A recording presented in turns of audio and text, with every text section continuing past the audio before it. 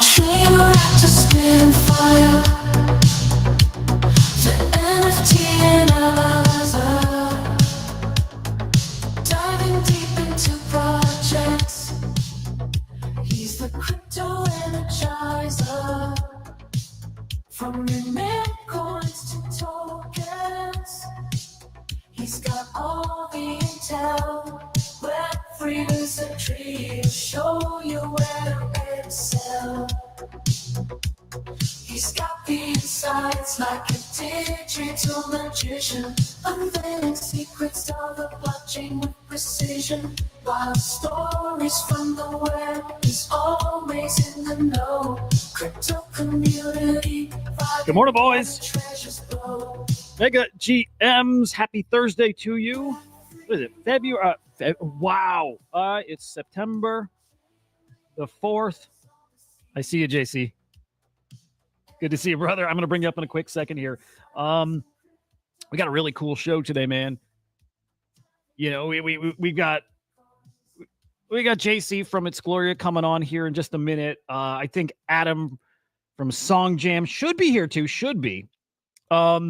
Dude, I want to get into some of the Genesis launches that happened, in the past, like 24, 40. Well, we'll say all week. There's some spicy stuff going on there. Cutie, is it February somewhere? Probably not. Yeah. And then this is a little weird one. I'll actually ask you guys what you want. I need your advice. Okay. Do you guys remember Jared, our boy Jay Squiggle, right? If you don't know Jared used to come on the show just a few months back, but before we started, doing the Swarm Report in the morning, Jared would come on every Thursday, for the second hour. And we talk art. Like Jared's like art dude, like connected and runs his project 8nap art and whatever. He's coming on today and I can't wait. We haven't caught up in a minute. Should I kick that one off on the CryptoSlam account, not on the Swarm account? It's not going to be AI, although we'll talk some AI art. But give me your feedback. Should I just run it here? Should I just go into a second hour here, or should we kick that off on CryptoSlam? Let me know in the chat. It's good to see you guys, though. I see you, Cutie. Cat's great to see you, buddy. Mufasa, good morning. Hoods, good morning, dude. Let's chill your token a little bit. Pika Pengu. It's a good ticker. And there we go. There we go. The whole damn gang's here. Let me bring the boys up here. Adam, you good to come up? Do you want to give me a thumbs up if you're ready? All right. Good. These boys are always ready. All right. Here we go. It's the damn crew. It's good to see you guys. John, good to see you, man. It's been a minute. And great to see Adam, you. Yeah. What's up, boys?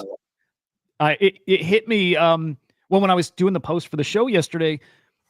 Dude, you really were. You're either my first guest ever on the show or second. I think OpenServe might have been first, but and then you. But it was like really early in the show. It was just different. I mean, I don't even want to go back and watch it because I'm sure I probably didn't do you justice. I hope I did, but to your point, you made a comment. I think we both come a long way, so it's really good to reconnect now, right? Yeah, it's great to be back. It's funny we talk about how coming a long way, but the reality is like it's only that was just May. It just shows how fast things move in crypto, how fast things move in AI. That it's been what 5 months, but it feels like years. And we've I think we've definitely both we've all come a long way. So it's great to be back to chop it up. Yeah, dude, real talk. Is it your 4-month anniversary basically coming up in a few days here? Yeah, so we launched on Genesis. We were like the third or fourth project to launch on Genesis V1. I think it was May 7th. So yeah, it's coming up, man. Wild. Oh, and I see I think your news dropped too. We'll get to that. Let's quick GM to Adam. We'll get you sipping, and we'll do our GM. How you doing, buddy? I don't hear you, by the way. You gotta plug in. It helps. Hello. There we go. Can you hear me? Yeah, what's up, buddy? It's good to hear you. Yeah. Great. Yes, good to see you. Nice to meet you, John. And same here. Yeah, likewise. Happy to be here, and very much looking forward to getting into this. Dude, hell yeah. All right, so John, should we get right into some news that you guys like you just tweeted this a couple minutes ago? What do you think? Yeah, sure. I mean, we can jump right into things. Tell you what, and so what I think I want to do today I want to hit like as many updates as we can get from you too throughout the past, 4-ish months. Like you have a lot of partnerships. I think you've had upgrades to the platform. So I'd like to hear just everything you're cooking. But yeah, let's kick it off with your announcement here. And I've been waiting for this one. Been waiting. I've been excited for this, dude. Yeah, what do you got cooking? Yeah, I mean, so we've been working for a while now on essentially our latest product release, which is the Gloria AI news terminal. We just announced it like literally, 8 minutes ago or something like that. Yeah, we're dropping the alpha here first. It just went live. It's a user-oriented news terminal, Bloomberg style news terminal, where we built it catered for traders, tailored for content creators, researchers, journalists, and generally anyone, any crypto degen or any crypto enthusiast that just wants to keep up with the latest and greatest within the broader crypto market and beyond. So we cover general crypto and macro and AI types of news, all in one place. One of the challenges that I feel like people have these days is there's just a lot of noise out there. It's hard to sort through what's happening. Back in the day, it used to be, hey, there's a few channels, a few major news outlets you can go and kind of get your news. But now it's, that kind of pipeline is turned into a deluge, right? It's like there's 24-hour media channels all around you. There's, news on Twitter, independent, people reporting things. And it's hard to kind of sort through what's, fact, what's fiction, what's real, what's not real, what's opinion, what's fact. So we built this terminal to try to filter out that noise, to bring more clarity into what's going on, to try to position kind of what's unbiased, what's real, what's actual fact. And we feel like this terminal can bring that level of clarity. So because it's an AI powered terminal, we have, an agentic framework that's listening and scanning and, looking at thousands of sources of information and filtering that out and bringing you that alpha essentially as soon as it hits. So traditional media might take minutes to hours to report on something, but we're surfacing up information oftentimes within seconds. So we're, unlike a news aggregator where you can maybe go and look at a lot of stuff, we're finding and discovering news ourselves. We're not waiting for a, CoinDesk or Cointelegraph or the block to report first. We're getting it from the source. Sometimes we're getting it from others as well, but the whole point is we're able to get things very quickly. The second is the comprehensive nature of the coverage, because again, we're not just like a single newsroom with a small editorial team. We are AI powered. We can look at many, many, many different sources. AI never rests. So right now we launched with 15 feeds across, crypto and macro and AI and, real world assets, Ethereum, the Bitcoin, but we're going to continuously add more and more feeds. So ultimately the goal is you can come here and keep track of not only broader topics, but also keep track of maybe niche topics that others just don't cover or they're missing. So for example, Web3 agents, virtuals ecosystem, we could even get even more granular and just look at, Genesis V1 projects, for example, and create a custom feed that you can kind of have a drop down on and just say, okay, that's something I want to monitor. And we're going to get feedback from the community. We're going to keep on building these additional custom feeds so that you have this one place that can hopefully get you fully informed of what's going on. So again, whether you're a trader and looking for, early market moving news and get a jump on kind of what's going on, to, content creators and researchers that want to get a handle of what's happening without having to build, 500 Twitter lists to figure out what's going on, or have to rely on the Twitter algorithm on a good day that might, surface you up some useful information. This is where you can now go and get a real handle on things. So kind of that's where, we're heading with this. This is really a beta, but we're going to keep on evolving this to hopefully deliver more and more value, and also listen to our community to hear the feedback on what's working, what's not, what are feeds that they want to see. Ultimately, we want to deliver that customization ability to the user where they can just talk to our AI and say, hey, this is the type of feed and information that I want to stay on top of, and get delivered tailored custom news in near real time. So Dude, to kind of roll this out, and we're hoping to kind of get more feedback from people like yourselves and others in the community to kind of try to evolve this as we continue developing. I've got like electricity like just flowing through me right now because I love this and this is what I need. Like, it's not just like I think it's cool, right? Because it is cool, but it's not just that, it's what I need. Because especially, like I cover the space and I try to stay on top of it as much as I can, and it's really hard, right? It's really hard.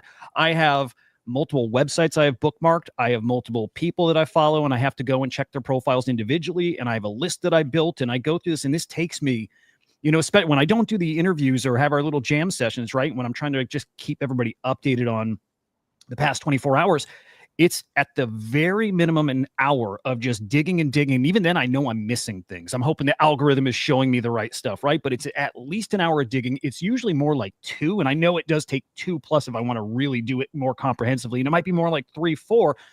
And it's because there's just so much noise in the mix, right? And it's because sometimes I'll find something that looks great and I have to sit and read it to realize it doesn't really matter that much. That wasn't what I needed here. And I needed something that gives it all to me in one place. And this is exactly that. And you teased months ago that this is what was coming. So we knew that this is where you were heading. And I knew this was going to be a solution for me. And here it is. It's fucking incredible, dude.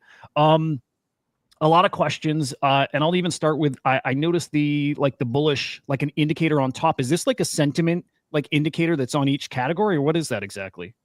Yeah, so we actually have an agent on the back end that's running sentiment analysis on each piece of news.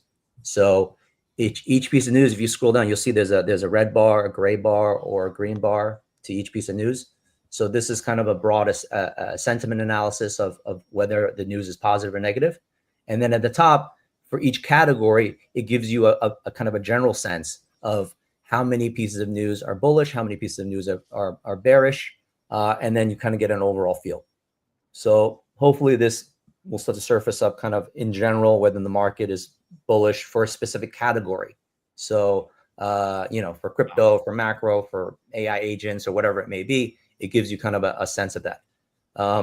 And we even built in things like a share button, so that if you have a piece of news, you can click on the share and it takes you right over to your Twitter. So you could, tweet out something that you found useful. You can obviously, revise it and edit it. But, we're actually building, so excuse me, this is V1, right? We're already working on V2, which we're going to have specialized template views. So if you're a content creator, there will be a tailored view for you that can allow you to track different feeds that are relevant to you, but also have optimized workflow aspects that can help you share content better, that can help you keep track of content better, and overall will just kind of make it a better experience. And we're also building like a templatized workflow for traders, for journalists and media, so that way people can come here and really get hopefully institutional grade level intelligence for virtually free, and also have the level of customization that you really can't get at this point anywhere else. So I like the idea of this and the execution that I can see here, because I think for AI to handle this stuff, what I would hope is that it can make the process kind of unbiased, right? So one of the issues with kind of getting news like mediated sometimes by KOLs, for example, is you never know what the hand is that feeds them, right? So I think in this context, what would be especially amazing would be to kind of understand like the weights behind the selection, and getting kind of more insights into just the decentralization of the process, right? So I think it's but that's the thing that jumps out at me, because I get kind of, I mean, of course there's like, I'm getting bombarded with information, like many of us, like spending a lot of time on the timeline absorbing everything that's going on, trying to keep up. But then yeah, kind of getting sometimes a bit cynical about like where the source is, where it's coming from and what the motivation is behind it. So for an AI to be delivering that feels to me like a great upgrade, right? Yeah. So congratulations. Thank you so much. Yeah, we've been working on this for a long time now. I mean, look, the initial idea for all this really came internally, right? So Gloria AI is a spinoff of Crypto Briefing, which is an independent news and media publication that's been around since 2017. And we initially built this as a solution for our own pain points. Like, we had a large editorial team, and even though we're doing crypto, it's still a traditional business model, running off of advertisements and sponsorships. And we were struggling to reduce costs and still maintain a high level of quality output. We built, the AI engine initially to help ourselves, and in that process over the last 2 years, it started to evolve into something that we felt like, hey, could be, if it's valuable for us, it hopefully is valuable for others as well. So so a lot of the process, like you mentioned, in terms of like checking sources and, reviewing against, different kind of, pieces of information, assessing how, trustworthy or how quality a source is, that was all being done manually by our editors and our content team. We've now just kind of shifted a lot of those, internal workflows and processes over to AI, so that it can run more effectively 24/7, and essentially, we can also improve on that as we continue. So a lot of those manual processes came from somewhere, and we've now just kind of put it into an agentic framework that hopefully can allow us to move even faster than human, and also to scale faster than human. And we hope to be able to impart some of that value to the users of our newly launched terminal at this point. Dude, I love I love the categories that are baked in already, and that there's a free tier, and I want to get into the different tiers and pricing and whatnot soon here. But what's cool is like there's already like a story or headline I'm watching out for today, which is what is it? Non-farm employment data is coming today, unemployment claims. There's something else I think we're waiting on. And what's cool is I can go and see if I can catch it here live. Everybody's quick as I can get it out there, or faster, or at least, again, like I really get to put it to work here today. Dude, it's so helpful. It's so helpful. Oh, hang on. Let me see. We got a good question here from Zol. Why is stake amount required is higher than the hold amount? Normally isn't hold higher than stake? Yeah, usually. It's a good question. That's a great question. So we've been working like nonstop the last couple of days. I was up, at 6 a.m. this morning, my time, like finishing up some debugging. That's an error. So that's just an error on the pricing page. The logic on the back end works, but that's just a typo on the pricing page. We're going to get that updated. It's supposed to be the other way around. You're staking 15,000 Gloria or holding 30,000 Gloria for the plus tier. But the reality is the data that we're providing on the free tier is, pretty much 85%, 90% already there. In terms of, we're not trying to like, token gate the, our information right now. There's some differences, like, our market recaps. There's a recap on each category. So not only do you get the news, you get an AI powered recap, so that you can kind of, if you click on that, it gives you a rundown of what happened in the last 12 hours. So you can at a glance be like, okay, so this is what happened in this specific category. So that recap right now is updated once a day for kind of the free tier. But if you upgrade to one of the paid tiers, this gets updated on the hourly. But in terms of the news data, in terms of the real-time aspect of it, it's already available on the base tier. Our goal is to try to give you as much value at the base tier that you kind of hopefully get, you realize like, hey, this is a valuable tool. I really want to have this on my on one of my screens. And over time, maybe you upgrade because you want some of the additional features. Like now you can have 3 panels at a time. If you want to have 6 panels at a time on the screen, then you just upgrade. And the upgrade, we're trying to make it fairly accessible. So 15,000 Gloria is like, I don't know, like $30, right? So hopefully, if you believe in the project, you may already have some Gloria. If that's the case, and if you're holding it, or you got a stake, like you're already a a plus member. Yeah, I really like the pricing here. What's WebSocket streaming? So the elite and enterprise levels have access to our API. So if you're an application, if you're a trading system, if you're an AI agent kind of system, you may want to plug in via API, or you may want to plug in via WebSocket, because we offer real-time streaming. API is a request-based, hole-based system. So you got to kind of ping us every X number of minutes or whatever time frame it is to get information. But if you want true real-time streaming data where it's a fire hose and you just kind of dip in and you essentially get alerted when something happens, then you would use our WebSocket stream for true real-time delivery. Do you have plans to make this where somebody could actually bake this into their own website, like just incorporate some of your feeds or dashboards into their own personal sites? I mean that would be where you would need API or WebSocket access, because you would kind of programmatically access our data via our API feeds or WebSocket streams, and then put that onto your website or others. I mean, it's how we're connected to Santa and Questflow. It's how we're connected to ETH.AI. It's how we work with Kosher Capital. It's how we're connected with Velvet Capital. Those are all partners that we've integrated with over the last kind of month or two, and they use our data via either API, or they currently all use our data via API. Is there a criteria to be indexed then? So I'm seeing that all of these stories on the front page are coming from specific accounts. Is what's behind that? Like, how is it that these specific accounts are being the stories are being pulled from there?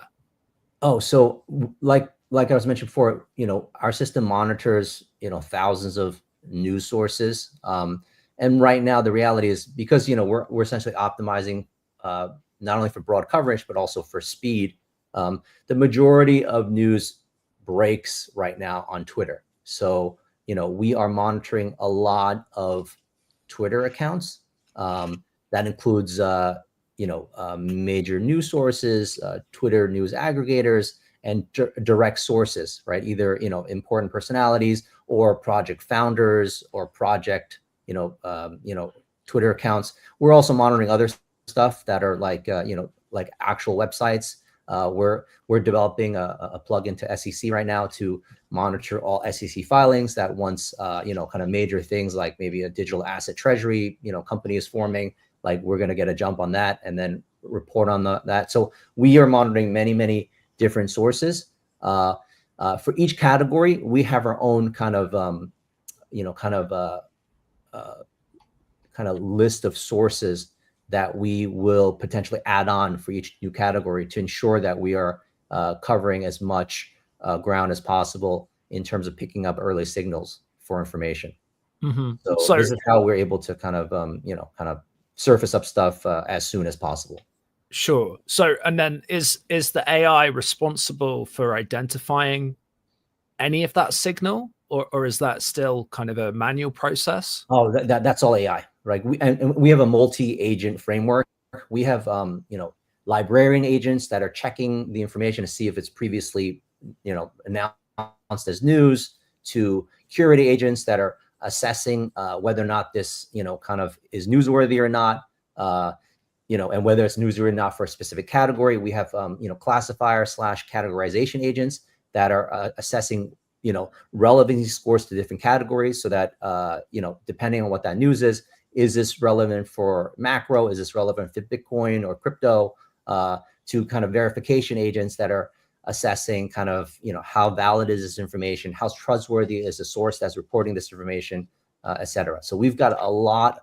Like, news is actually a quite difficult topic to tackle for AI in general. It's because mainly it's not deterministic, right? It's one thing to say, okay, let's monitor some on-chain data.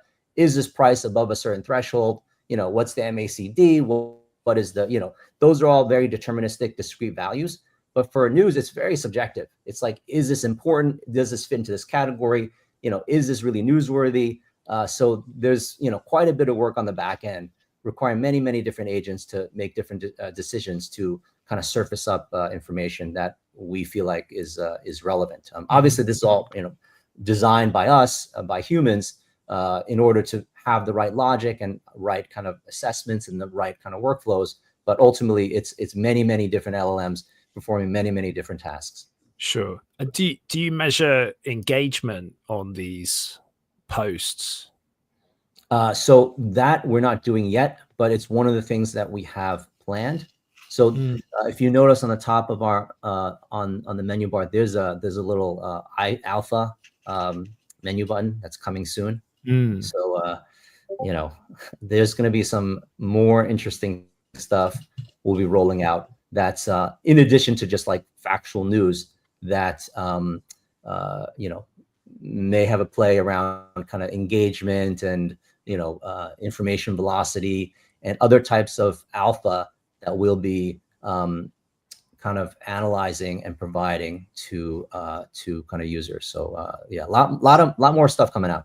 Smart. That might tie into where I was going to go next, which is, will we see like individual users show up in like a feed where you can track like ICO Beast and not just his post, but people talking about him and any hot topics, right? Or is that closer to, that's a good one. And we're definitely working on some stuff because, one of the things, and this is in my personal opinion as well, like I also try to keep track of like, kind of crypto Twitter culture, right? What's like the hot narrative of the day? What are people kind of yapping about right now that, is kind of interesting? Who may have soft rugged a project or like fake shield a meme coin that they shouldn't have? Who are the top kind of crypto Twitter influencers kind of talking about? So some of that stuff we're working on and we will be working on. So, one of the things I believe that we can add value is because we can do this like custom feed aspect, there's going to be feeds coming out that may not always necessarily be just hard news. And I think this is going to be another area where we will have an edge because even institutional grade level, news intelligence is only covering news. They're not necessarily covering culture. They're not necessarily covering certain, kind of things that, are more about narratives that may be fleeting, but it's important to kind of be on top of. And especially for content creators, is valuable kind of intel and valuable content they can cover. So we're working on stuff like that, and I'm glad you asked that because it's it is something it is on one of our drawing boards. It's so cool because it's like the other side of the space. Like the culture and community matter a lot, and so what people say and do sometimes is as important as like big releases, token action, whatever. So yeah, I mean it's. We get that you get it. Like you get this space and what moves it. Dude, I love this. This is like, we see lots of awesome project updates, lots of good quality of life things, but this isn't that. This is like, it's much bigger. This is it's a whole new platform in a way, and it moves the needle. Again, I've been looking, especially lately. We talked about this with the new launch and like, Deep Brew. We're talking about these new types of products that aren't just for us here in crypto Twitter in our little echo chamber, but you can actually picture there's customers out there all over the world that would use this kind of thing. And yours already was that if you're just following the agent, right? And anywhere else you were dropping news, but like, this is different. This is now something I can see everybody, finding a place where they want to tap into and get that info. Again, everybody suddenly is a customer for this. So it's really spicy. Are there alerts baked in yet, or is that something that's coming? That's coming in V2. That's going to be one of the premium or plus features, getting alerts.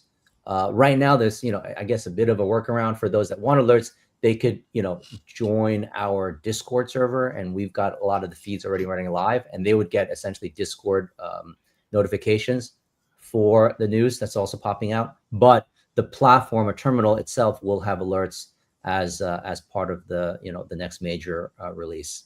And like, would those alerts be based off sentiment? Could you do it that way, where if something, a sector's got, a 10, in the green? So right now, what we were planning on doing is alerts for each category, and you can choose the different categories. But again, this is why community matters, and this is why, you know, we're going to be reaching out to people like yourselves and some others, kind of like leaders in the community, for that type of feedback. Because if, you know, if we hear that, hey, sentiment analysis alerts is important and is something that is going to be valuable for us, we can build that in. Maybe that'll be part of the, creator, template or workflow that will, alert you when sentiment turns from bearish to bullish, for example, or vice versa. Really cool. Some questions here. Great questions today, guys. Any change on subscription, stake versus hold in the future? You're pretty locked into those levels, or do you picture those? So right now, that's where we, kind of feel like, given the token price of Gloria and given kind of the value that we are delivering relative to the price that we're charging, we feel like it's a deal, so to speak. When we're releasing the payment by fiat, pretty soon as well. So once that happens, I mean, it's like $6 to $9 a month for a subscription. The staking component is like only maybe 4x that, right? So we feel like it's pretty fair. Should our token price explode or something like that, which we can't kind of predict or foresee in the future, would we be open to revising those staking metrics? Sure. Yeah, you almost have to, right? Because we got to the point where AIXBT was like $250,000. Exactly. How what do you do with that? You can't really use it then. So that makes sense. Hang on. I had a tab up. I wanted to ask something. Oh, I'm in tab hell. I think any plans for buybacks? People are going to use this. Revenue's coming. Plans to buy back tokens, burn, anything like that. Now that Virtuals is really featuring projects that do that, right? The revenue side, but also, what goes to the tokens. I think what is it called? Ale? Yeah, Ale. Yep. Yeah. We actually reached out to Virtuals to start talking about that. We're probably not ready yet to join Ale, but we do want to, when we're ready. And part of that is getting to the level of revenue traction that we need to in order to kind of qualify, so to speak. But we definitely will be implementing something along those lines. Right now, it's just initial token staking. But as we start to generate revenue and we hit a kind of a certain threshold, we will look to do token buybacks / burns, so that we can start to reduce the token supply in circulation. We just launched today, so our goal right now for the first few weeks is to see how the traction is, to get feedback from the community, to we have people testing, or we have people starting to test across, traders to content creators to journalists, to kind of all the different buckets that we feel like this can add a lot of value to.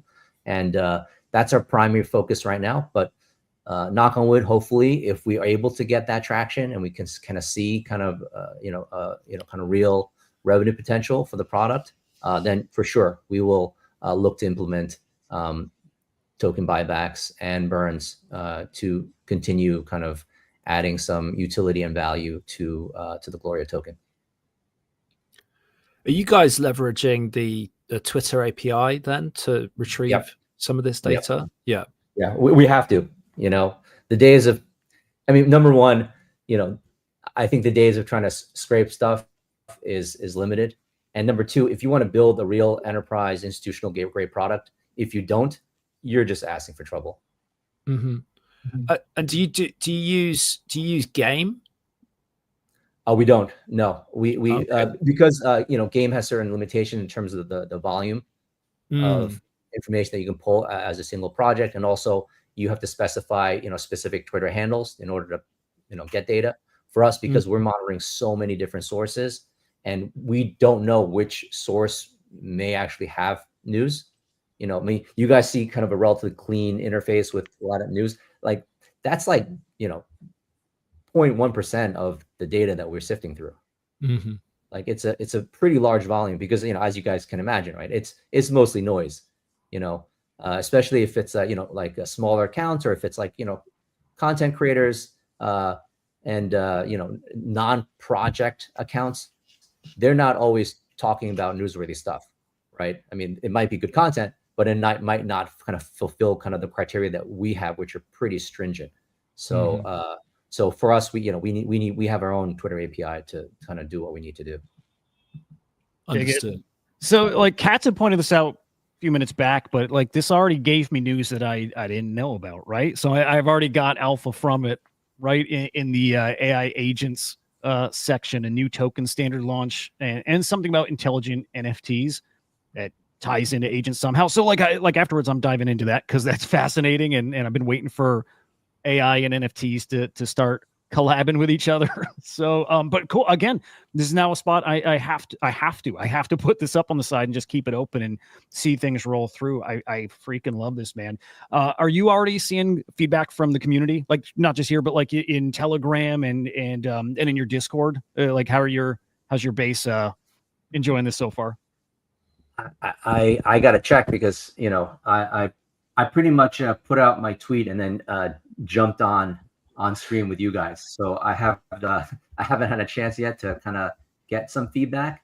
But we did have a few people start to test it out, and including some like media professionals and others, and we got constructive feedback for sure in terms of things we can improve and not. But the overall sense is this is a useful tool.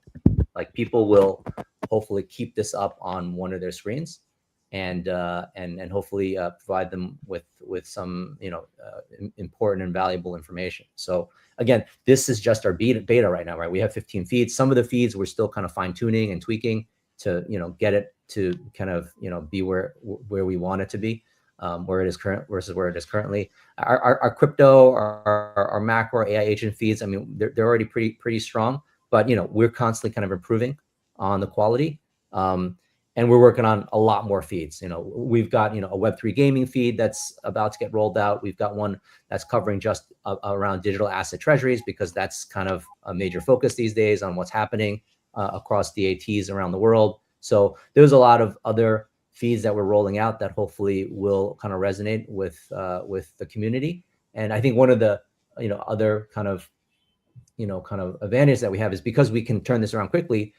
If something looks like it's a trending kind of important narrative, we can put together a feed that will kind of within a few days that'll kind of add value. So hopefully we can similar to like fast fashion and all these other kind of niches, hopefully we can be kind of fast custom news, right? We can develop these custom feeds and we can put them up very quickly so that we can evolve and move with the space, because we all know how quickly things kind of take shape and change. Yeah.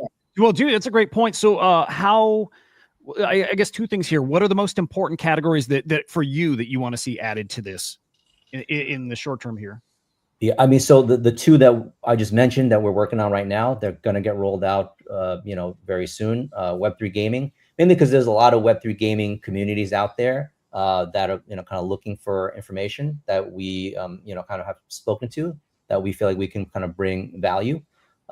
Digital asset treasuries, just because it's a hot topic, it's important, people are following it. I think right now, until the real altcoin, bull cycle starts, most people are focused on the kind of the main, kind of few top projects and cryptos. So you're talking about the Bitcoins and Ethereums and Solanas of the world, and also on the, kind of the, crypto corporate side of things, digital asset treasuries. We're also working on one around, regulation and US regulatory frameworks, because we also feel like that's an important one.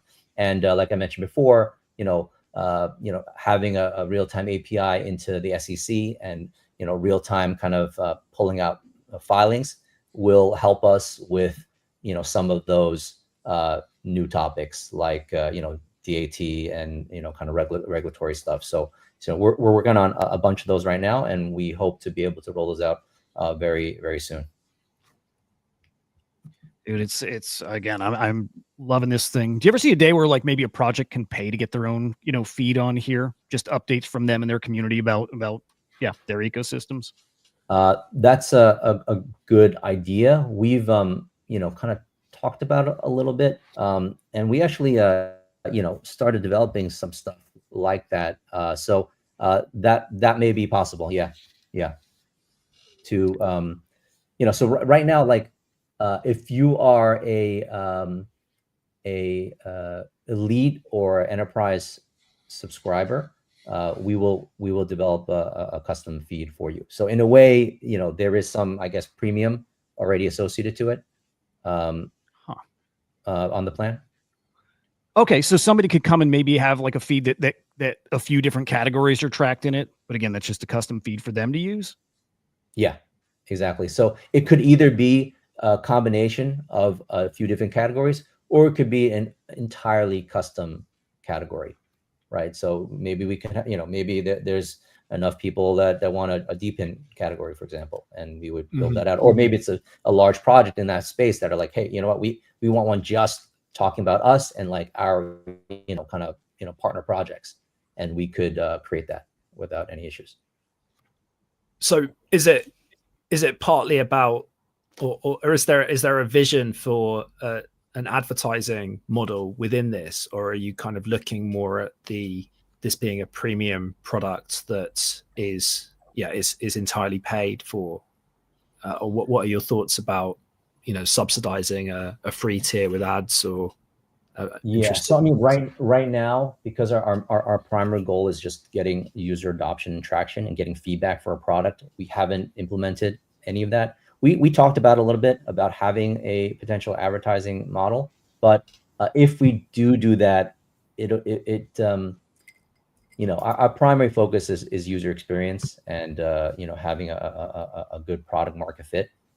If we do advertising, it won't be excessive, and it'll only happen after we hit a certain kind of threshold in terms of number of users and amount of traffic to the site, and then we may consider it. It's not off the table, but we're not really focused on that right now.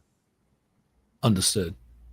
And the magic moment is going to be like for me when I realize like I don't have to go scroll X, right? Like right now I'm going to be on the site and also be scrolling X, and when I realize it was all here, right? Or I heard this over here before I saw it on X. That's the moment. That's going to be a really, really special moment. It might actually be there now, just because I haven't gotten time to, start really digging through. I don't know, but when that happens, again, it opens up a lot. Like just personally, like the time and the prep and all that. It changes a lot about my day. So real cool, dude. I want to put up some of these older tweets, right? Partnerships, and you touched on this earlier, right? Some of the teams out there that you're partnering and collabing with. And I just wanted to put them up here just to give everybody their flowers too. And if there's anything on these partnerships you wanted to elaborate on too. Velvet Capital's one. Was that just this month actually, or you've been integrated with them for a bit? We've been working on integration for a little bit, but that was just recently that we finalized integrations. So we're now fully integrated on the back end with Velvet Capital's kind of AI framework. So now all 100,000 plus users on their platform, when they engage with their Velvet AI, when they ask that AI like, hey, what's the latest news in crypto, that will their agent will now reach out to Gloria by API and pull the latest news to provide to that user. So we're on the back end pretty much providing all the news for Velvet Capital's kind of user base now. Really cool. Oh my God, you're a genius. I just realized something. Hang on. I don't know if this is on purpose or not. Like probably a bit. Let me just double check. Okay, hang on. Yeah, great timing. Again, probably planned, and it's awesome. Okay, your token unlock just happened. Or I should say this. It's coming up. We just hit the 7 days yesterday, today, meaning people are probably going to start selling or would have maybe started selling tokens, right? Because now there's not that penalty.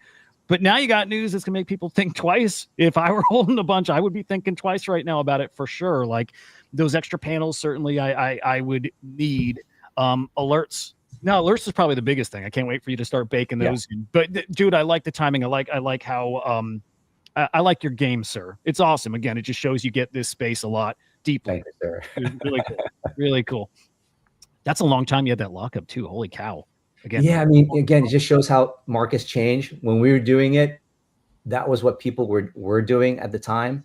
If I had to do it all over again, I would probably probably have done like a 60-day unlock maybe. But I mean, who knows, right? Because again, our launch and everything now kind of coincides with everything pretty well. So I'm not, in a position to, I don't like to complain to begin with. So I'm not in a position to kind of say anything, but yeah, it just shows how things have changed from when we first kind of made that decision to now. Yeah. Well, actually then perfect topic, because questions around token. Assuming the team unlocks some tokens here, do you have plans to sell? Any plans what you're gonna do with some tokens? Honestly, we're not selling, right? We believe in our project. We have kind of a lot of conviction about where Gloria can go. We feel like this is just the first step with this terminal. We have a broader vision of not only delivering this type of value to like crypto and the crypto community, but we have visions of being able to deliver this to just the broader world at large. The fact is, Gloria is a, information signal discovery engine. It can find things across large amounts of data, surface it up, and distribute it very, very quickly, faster than any kind of human team can. And we have the ability to customize that kind of filtration and discovery engine. So we can apply this to broader news, and we can also apply that to kind of enterprise level data that can then surface up intelligence and then provide it to kind of certain types of audiences. So we have kind of a broader vision of providing this kind of at scale over time. So the last thing we want to do is like dump our own tokens today when we feel like we can just use it kind of resourcefully, right? Sure, we've got marketing programs. We have a Chirps program launching with Arbus later today. That's going to run for a whole month. 4 million tokens that are going to be rewarded to chirpers to hopefully talk about our terminal. Maybe they're using it and giving some constructive feedback on whether they like it or not, if things can be improved. So we're going to use the tokens in a meaningful way. Part of it will be for marketing, and part of it hopefully will be given back to the community for those people that are using our platform and maybe talking about it, things like that. I mean, we are watching who's staking, who's using the terminal. There may be some kind of value to that in addition to what they're getting from the terminal. From a token perspective, I'm not promising anything, but all I'm saying is we have kind of plans to do these kind of things to reward the community. Incredible, man. What's like the end game for you, if there even is one, right? But what's like the final form of Gloria, right? If this is the beta, what is like the version a year out look like to you? So we have both kind of a short-term and a long-term vision for this. The short-term vision of this is essentially really just a full-blown institutional level Bloomberg style news intelligence platform plus alpha kind of intelligence all in one place, right? So whether you're a trader, whether you're a creator, whether you're a journalist, whether you're just a crypto enthusiast, you can come here and this will give you let's say 95% of the intel that you need, because it's all there. And for stuff that you don't need, you can get custom feeds, and ultimately you can get your alpha. Like, it's all in one place. So we want to be the kind of central kind of repository for news and market intelligence. The broader goals, like I mentioned before, to kind of be this not only for the crypto industry, but for the world at large. We feel like this type of platform can be useful for almost anyone that wants to stay on top of things. One of the challenges, especially for someone who just scrolls endlessly on Twitter, is you're consuming 95% noise, right? So maybe you still want to do that, but maybe now you don't need to spend 6 hours doing it. And 1 hour of running through the Gloria News Terminal or having it just up on your screen can hopefully reduce the time that you spend on other stuff by a significant amount. And if we can bring that value across the board, not only to kind of crypto community, we feel like we have something in our hands that can be useful for kind of almost anyone. So how do you do? Okay, I'm going to bring up my wife here. I brought her up a few times this week because like I'm just now starting to see products coming out here that actually she would use. That didn't happen a couple months back. It didn't, but now I see it here. How do you get somebody like my wife who, doesn't give a shit about crypto really? But you start getting in topics she cares about, right? When do you start adding some of those topics, and then how do you reach somebody like her? So the way we would approach this is kind of how we approach crypto to begin with, right? We would first kind of, get a sense of what people are interested in. Maybe it's, over Google Trends or Google searches and, kind of other sources to get a sense of what are important topics for certain demographics, right? And then once we get that, we would then tackle each kind of market segment individually and build out and, create kind of custom, kind of views with those types of feeds. So like I mentioned before, our V2 will have these, custom templates for different types of users. So we would, in a sense, add more types of user categories or personas. And with each of them, there could be different types of news feeds, different types of intelligence feeds that are going to be interesting for that demographic. So let's say it's someone who's interested in, in sports, right? We would create a sports template that would have, news about the, the NBA, and baseball and soccer and football, or it could be one that's specifically around prediction markets and online betting around sports, right? We could have like all these different feeds that are available for that kind of type of a persona, and then offer that as kind of a package. And we would kind of market to that kind of community, and hopefully they would find it useful. Or if it's someone who likes entertainment or they're a big movie buff, like we can have all these feeds about the newest movies that are coming out, reviews, and the feedback on different movies, different movie genres. What's Hollywood kind of got kind of on the back end in terms of what movies are under development. I mean, to be honest, the opportunities are endless on that front. Yeah. No, it's really cool. So it makes sense, first off, that you have them like kind of isolated if you want, right? Because plenty of people don't want to see the crypto stuff, right? And so you end up building out a whole different sector that, it's got the more macro view of it, and then you dial it in as much as you want. It's so smart. It's so smart how you're seeing this out. Just makes sense. I love this. Let me scan if we have any other questions here. And then John, especially if there's anything we didn't get to that you think super important, you want to make sure people know about. And Adam, anything you got too, of course. And let's see here. Any features of trading directly on the website? Any DeFi features such as AI agents that trade for users? That's interesting. Yeah. Any plans? Any thoughts of having some type of trading through the site? So currently, we don't have that in our planning. We're mostly focused on intelligence.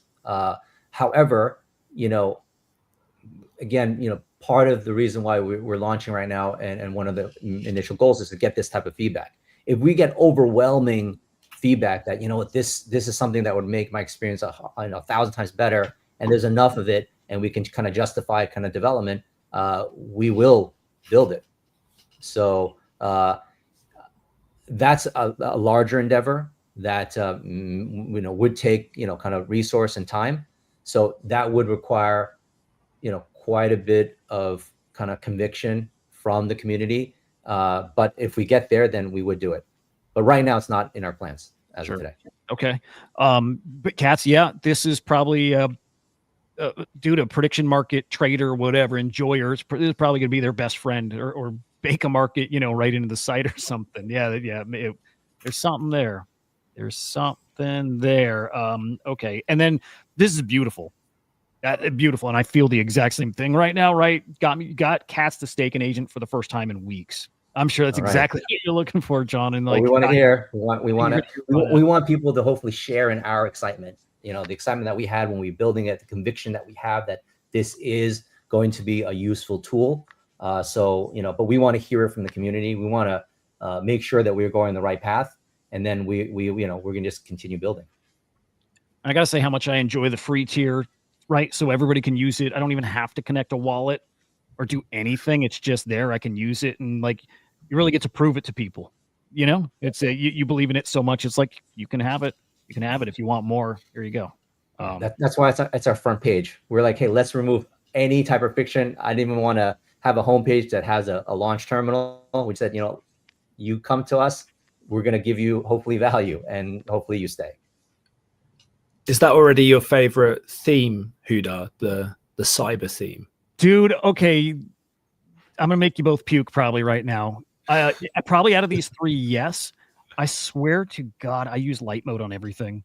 I don't know what it is. No. Dude, it's weird. Like I switched Twitter because people gave me shit about it, but I had it on light mode and most of my apps were light mode. I think it's because like I need new glasses. And for me, I think light mode's easier to see for some reason. I don't know, but like, or it's like the, okay, so I like the 4:3 aspect ratio too. Like I just like things that remind me of a couple decades ago, and light mode does. So it might be that. Light mode's in the works. So you want it on white background, right? Yeah, that's one of the, we have 3 themes right now, but we're working on more. So light mode is definitely something we already got some feedback on that, like, dude, there's gonna be a I've never met anyone like you, Hudah. I've never met anyone like that before. I promise you, dude, it's going to be a meta. It's going to be really fucking trendy and cool to do light mode. It is. It's going to happen. I think there's some hardcore light mode guys like me out there. So there are some, yeah. It's weird, right? But yeah, I think it's true. Anyway, but out of the 3, I think it's the cyber. Yeah, it's definitely the cyber one. I think because the contrast. It looks good though, dude. It looks really good. I freaking love this, John. It's so good. So nice job. How big is your team again? You can remove that AI powered news for like hero banner. There's a little X on the top right if you want to remove it to get more real estate. Nice. News. That's awesome. Okay. Love that. Oh, so cool. How big again is your team, John? It's not big, right? It's not big. So we've got 5 people working on the project, an AI lead, a product and tech team lead, a dev lead, a business process and prompt engineer, myself and a few others. So it's pretty small. I mean, I'm not counting like the community mods and managers, all that stuff, but like the core team that's actually developing on the product and engineering team, it's 5. Man, well, congratulate them for me and like just tell like incredible job to all of you over there. I love this, love it, love it. There we go. Any final comments, questions from you guys, things you want people to know? I mean, on our side, not a ton. I mean, we're just excited to release this terminal. All I can do is encourage everyone to go to, It's Gloria. So www.itsgloria.ai, and this will load up, play around with it. Let us know your feedback, join our community. We have a Discord community and a Telegram. So, join it if you want to give feedback, tweet about us, talk about your experience using the terminal, both good and bad. We want constructive, criticism, as long as it's not straight FUD, right? As long as it's constructive, tell us what your thoughts are. We'd love to hear it. Tag me, tag Gloria so that we can see it. Yeah, that's kind of our main goal right now, to get this platform in the hands of many people as possible, get your feedback, and hopefully we take that and we can improve and continue working on it. Dude, dig it so much. All right, all the socials and links are in the chat there, but we'll run through them on the screen. Follow It's Gloria_AI. On X, also John, it's John with a 0, Chen. Follow. And then website's already in the chat. It's gloria.ai. Did I get that right? Yeah. It's Gloria AI. By the way, I was trying to hit it earlier today when you were doing the update. I think it was giving me cert errors. I'm like, there's something coming. This site's about to change. We were busy. I caught it. So now I know you didn't get people in before because it didn't work before. And then Adam, dude, thank you for coming again. You ask great questions. Like you asked, you keep me. What is it? You're like my safety net or whatever. You ask really good questions. So I love having you here, co-hosting with me. Appreciate you a ton. Thanks for having me. And yeah, great to meet you, John. I'm gonna keep this open. I'm gonna keep this Gloria tab open and see where it takes me later today. So yeah, thanks for introducing me to this. This is the challenge for you guys. And you should please try it. Keep it open and just give it that test versus X and just start feeling out. Is it keeping you more plugged in? And if it's not, then give the feedback to John, right? But start using it and see, because I have a feeling something like this is going to replace social media or force them to change even, but like play around. I think you got something special here. Give it a try. Give it a try, guys. Guys, again, thank you both for coming on. We're going to stay live here because we got Jay Squiggle coming on here in just a minute, and we'll get into some art talk. But both of you, thank you. We'll see you later. Thanks, everyone. Thanks, Hudah. Yeah. Nice to see you guys. Take Thanks, care, John. everyone. Yeah. Bye-bye. Cheers. You guys rock. All right, dude. It's so cool. It's so cool. All right, hang on. Let's go. Let's get Jay Squiggle this link here. Okay. What did you guys think? You like? I think everybody dug that. I'm legit gonna use it. It's like it's what I've needed. It's what I've needed. Yeah, dude. Again, I don't own it. Well, I was gonna say I don't think I own any Gloria. I actually think I might. I need to see how much because I do want to stake it. It gives me what I need though. It gives me. I just need those live feeds. 3 might be enough for now. I could picture when 6 will come in handy. What I would love is if you can pop the feeds off and like let them like hover around your screen. So I wonder if that's something they'll be working on here at some point. Man, it's so freaking cool. John's awesome. Really cool. Really, really cool. And then guys, yeah, oh dude, we're gonna talk mementos. I definitely want to get his feedback about that. And then look, I was gonna do like the chat with John Adam, I was gonna try to keep to 30 minutes, and you can't when it's something that awesome. Like I always say, the vibes carry it as long as it needs to go, and that's what happened. But what I was hoping to do, glad it didn't happen, but was like do 30 minutes there, do 30 minutes on catching up on Genesis, because there's some really awesome Genesis stuff happening. In fact, we can go check real quick. But guys, like Nua did exactly what I thought it would do. In fact, well, maybe even not as high. It hasn't gotten as high as I thought it would, and I think it'll get there. But Nua completed it at tier 2. Early on, I felt it deserved to complete, but I wasn't sure if everybody else saw exactly what I was seeing. I know some of you for sure did. But yeah, Nua ended up going tier 2.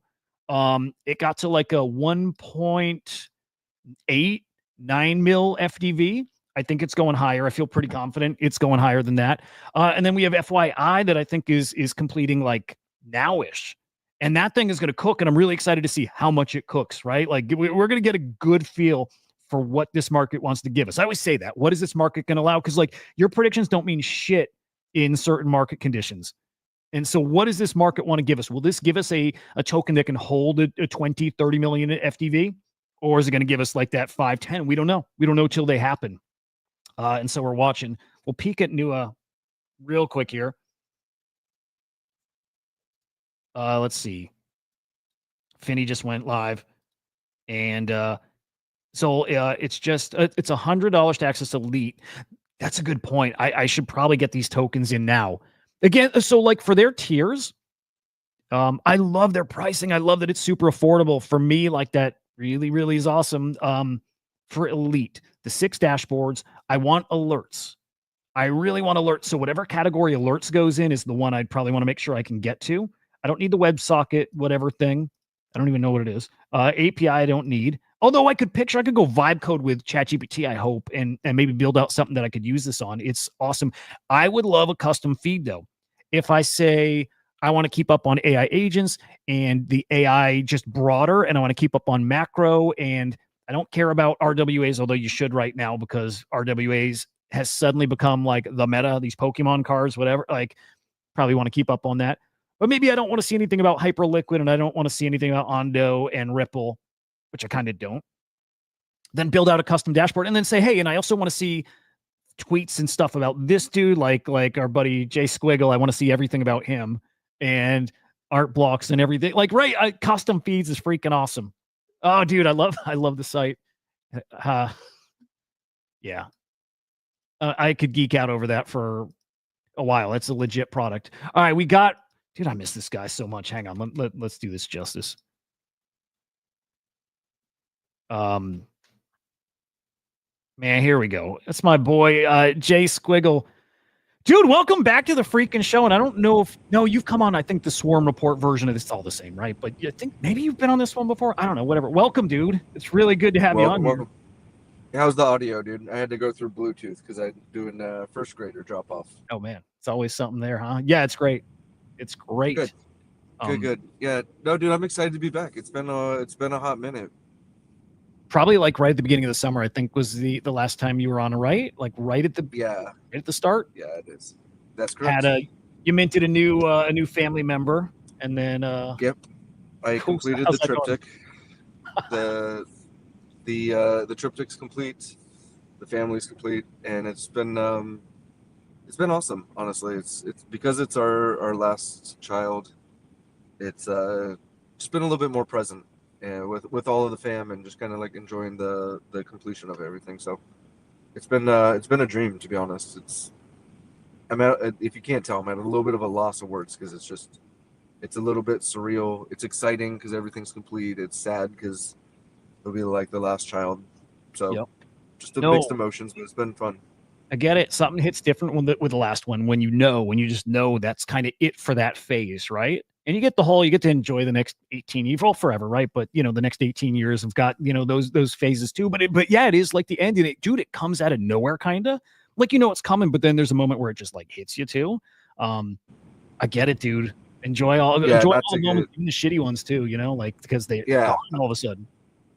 I'm trying to enjoy them because it's, to your point, like the highs and the lows. It's like, it will be the last time with a baby, or the last time with this, or so both the highs and the lows. So it's just been a really great approach. Honestly, it's been something that's helped me like peel back a couple layers and just like dig a little bit deeper into like life and fulfillment, and get deeply philosophical. Yeah, I love that, dude. To throw a curveball here. Oh no, it's beautiful. Like I'm a family guy. I get it. I feel all that. My son just moved out 3 weeks ago. He's off at college now, and that's like so I had one of those moments too, right? Where it's like, like he's kind of an asshole and he's a great kid, and I think I to some degree didn't appreciate just having the energy around all the time, right? Because like when it's hard, you might feel a way about it, and I'm like, oh well, now that era is gone, and it does make me appreciate everything happening inside these walls now, like way different. Everything feels different now, and I'm appreciating it different. So I get it entirely, man. Dude, we gotta catch up on some arts, because I think Arts is doing some fun stuff. And you know what? I saw a tweet about Marfa, and that's what got me reaching out yesterday, especially. I'm like, oh my God, the year's gone so fast, and that's coming up. And I know it's a thing you look forward to so much. I'm like, it's time to dive back in chat. So, dude, catch us up on what's going on in the art world here. I think art in general, if you haven't seen it, there's a really great interview with Raoul Paul. He has a really cool series called The Journeyman, and he brought on Bat Soup Yum. For anybody who's not familiar, Bat Soup Yum is arguably, an S-tier collector within the digital art space. I think he has 7 one-of-one X copies. He's part of the 6529 team, was really early on, but the thing that was really encouraging to me is, he's not like a traditional art collector. He found NFTs and digital art about when the rest of us did back in 2021 in the hype cycle. He was just able to like process it, digest it a little bit faster.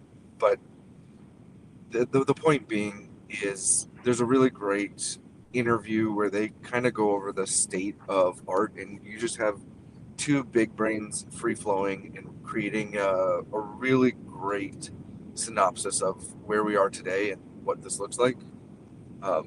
In my interpretation of where we are is we're still early. The analogy so anybody who thinks like you haven't found X copy, or you don't have an X copy, or you don't have this, you don't have that, I think there's still a tremendous amount of upside. I think that I function in not only the art space, but I trade with my personal funds, so I'm in a couple of trading groups, and I'll ask just sporadically, like, who's checking out art, and it's very, very minimal at most. And the litmus test that I have is, in a large group, like the only thing that somebody had bought was a punk. So like punks have the attention. I think punks are like have longevity and whatnot, but I think the greater art market still has a lot of like inefficiencies, and there's lean into it if it's something that you connect with emotionally and find something. And here's the perfect example of this. I minted something in January for half an ETH. It was Pixel Decks by Kim Assendorf. They're now selling for like 13 ETH. I didn't know you had one of those, dude. Wow. So technically I don't have one, because this is what I wanted to like share. Is what's really cool about the art is the lending market. So I actually took a $30,000 loan out against the Pixel Decks with like 365-day terms, and I've been able to tap into capital. So think about this: I put in 2K, I took out 30K, and I'm investing it. Obviously there's risk, right? So, but it's calculated risk on my part, and that's one of the tapped and really untold stories of the art market, is how you can tap into liquidity with non-taxable events. And I find that pretty interesting, because between you and me, I don't want to sell my Pixel Decks, but it's nice to have access to the liquidity. And I think that that's something, again, as long as you do it intelligently, it's something that I've been really ruminating on and taking a deeper dive into, because it just feels like a part of the sector that could mature in a fashion that goes really, really it creates a different level of dynamic approach to investing, because you don't have to have this taxable event, or you don't have to let go of your art, but you're still able to tap into the liquidity. Again, it's not for everybody. I'm not telling everybody to go out and buy art and take loans, but I've started noticing some very intelligent people doing the same. So I would be full disclosure, I'm not the first to do it. I'm not even pioneering stuff.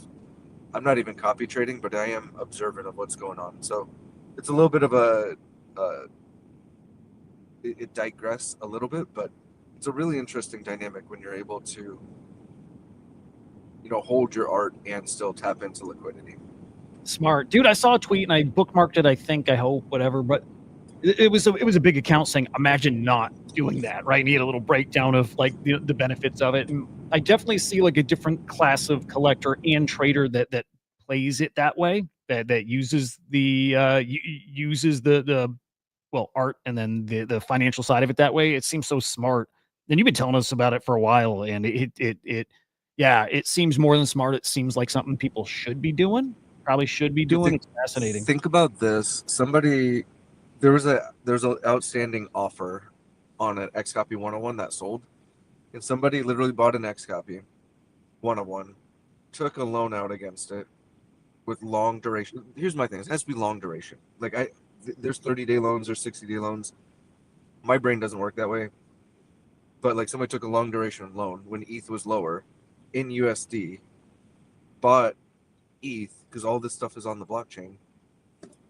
ETH goes up, and they've then essentially subsidized the cost of their Xcopy by 50 or like by 100, 50 to like 75% in a short duration. It's a very sophisticated strategy. I'm not saying everybody go out and take crazy loans, but to me, it's just a data point for how you can navigate the art space if you understand.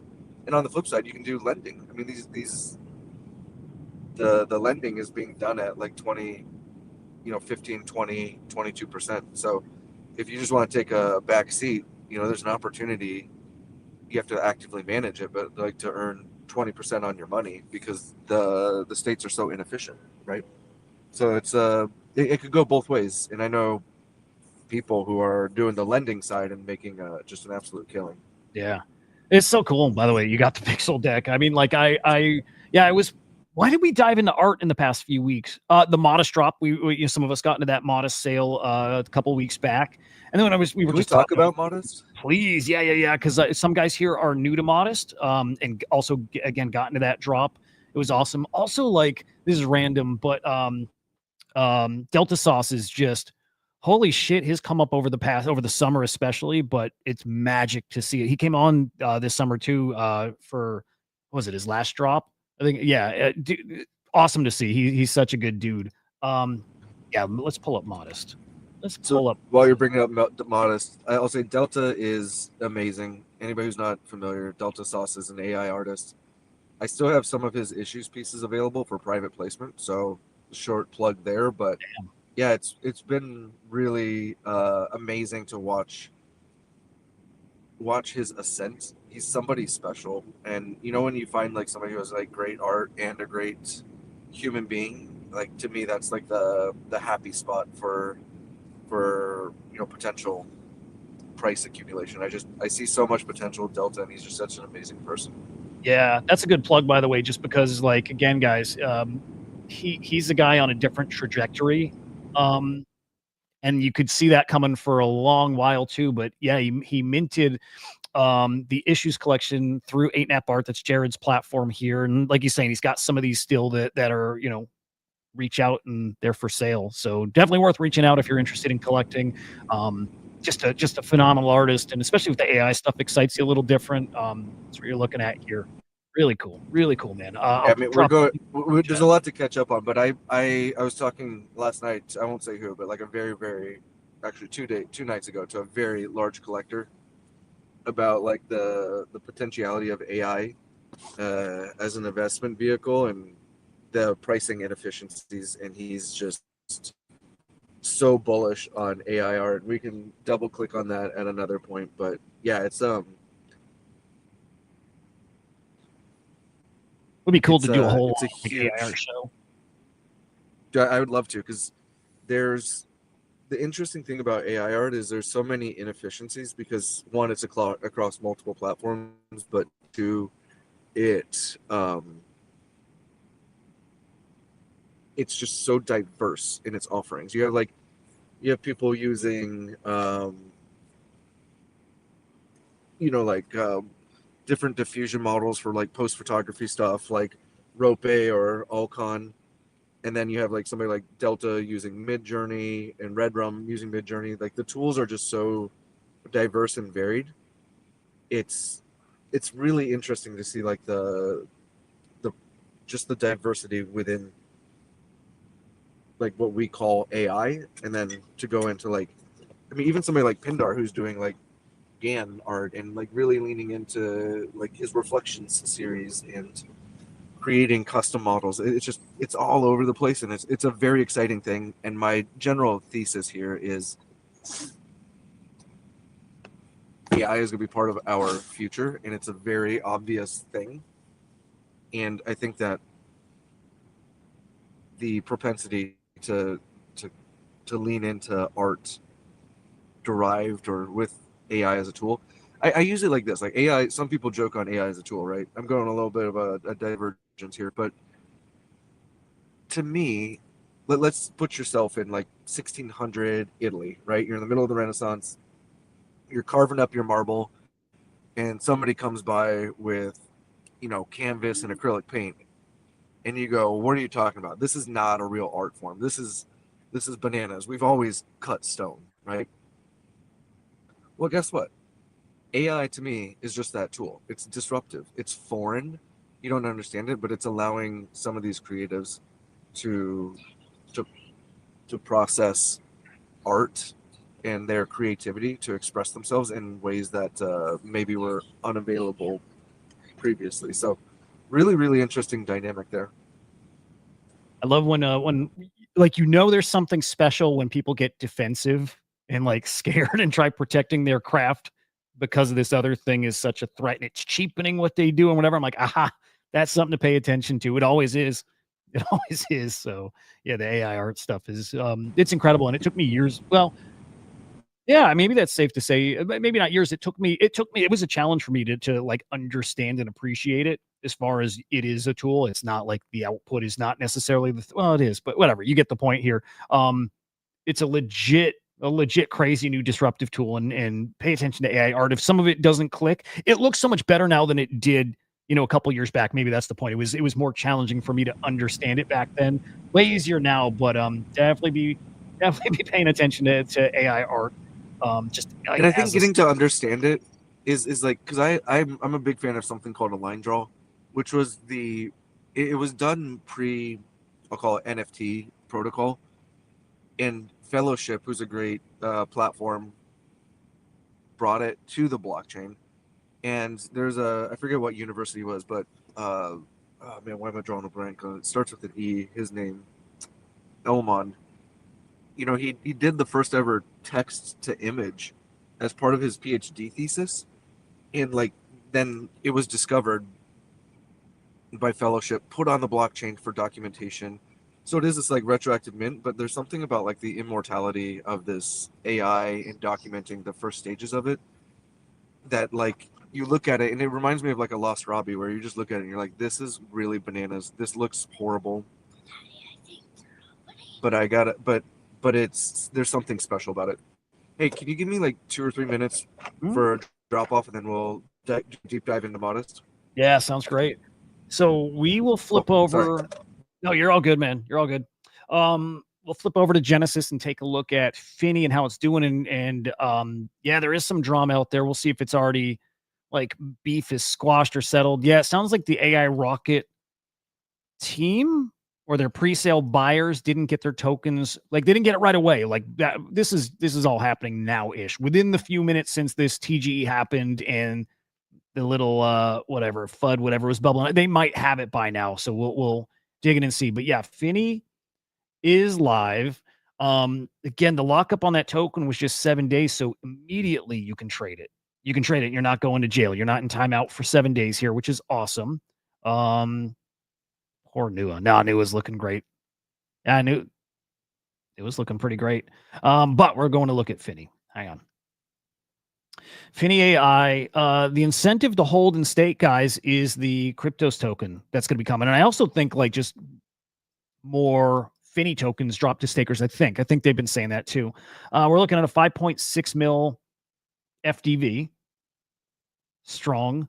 Yeah, I wasn't sure where this would go. I think I even have it like 10 plus. And again, it's so hard to predict because they had 2 pre-sales. So, you know, if you think Genesis is interesting now because less tokens are going to make it out there in the wild, well, you know, maybe because that pre-sale you had double the amount that you would in a Genesis sale, and just loose numbers. I don't know the exact number sold. But we are getting to watch some interesting dynamics here, and we've not seen a project do this. 2 pre-sales, really no lockup. I think, you know, Genesis projects, you're expecting at least a few week lock. So you're expecting, you know, less sell pressure. Well, now you've got all the sell pressure. You are up 2-3x from the Genesis pre-sale. It did get a lot of points committed though, so I do think most people are watered down. Again, we'll probably dive more into this tomorrow when Cats will be on, right? So we'll dive more into, you know, some of the game theory and how people did with those points and was it the best place to spend, and we'll have Nua to compare it to. We'll really do that dive and see. But let's see what I got. I ended up putting, I'm going to double check, either 60,000 points or 40,000 points to this one, and it was like 7 virtual. Haven't checked yet if I got a refund back, but again, loose numbers, that's what we'll work with here. And let's just say it was 60,000 points. Got me 2,700 tokens. Not a lot. So let's see what that's worth. 2,700 tokens worth 13 virtual. If it used all my virtual, if I didn't get a refund, I probably got some back. But a 2x. Looking at a 2x here. That other presale probably affects or adds on to, you know, how high of an FTV it launches at. Maybe. Again, I'm not a tokenomics guy, so I don't know. Let me see if I have a refund here. Yeah, okay. So if I committed 7, I got 2.25 back. So it only took about 5 virtual from me. So that 5 virtual, 13 now. So we're looking at, you know, almost a 3x here. Really easy. So 3x. Of course, I burnt 40,000 or 60,000 points.